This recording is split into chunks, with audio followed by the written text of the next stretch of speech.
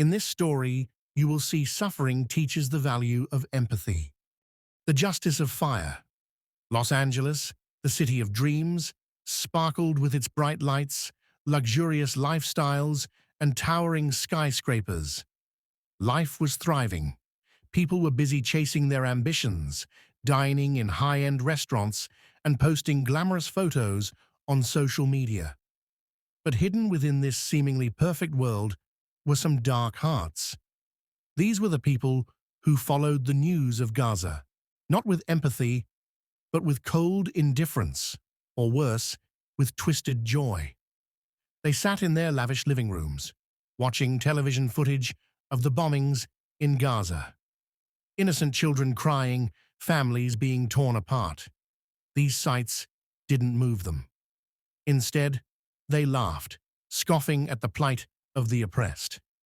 Powerful nations set the rules, they said smugly. The strong always win, and that's the only justice that matters.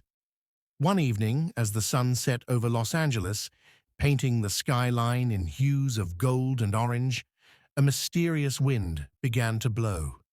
It was unusually warm for the time of year. That night, a small fire broke out on the outskirts of the city. No one paid much attention. Los Angeles was familiar with the occasional wildfire, but this time, the fire had a will of its own. It spread faster than anyone could have anticipated.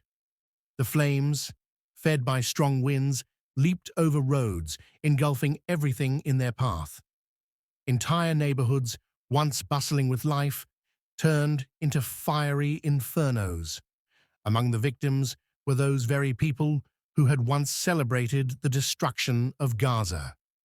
Their grand mansions, expensive cars, and priceless possessions stood no chance against the relentless flames. The fire did not discriminate. It swallowed everything with equal ferocity. As the smoke thickened, the once proud voices of these people turned to desperate cries. "Help us! Someone save us!" they pleaded. But no one came.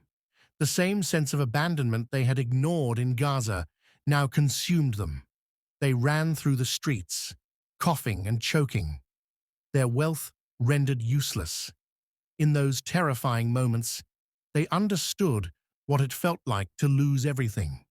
When the fire finally subsided, Los Angeles was left scarred. The air was heavy, with the stench of smoke and despair. Survivors huddled in shelters, reflecting on the fragility of life. Among them were those who had mocked the oppressed, now humbled and broken. They sat silently, haunted by their own actions.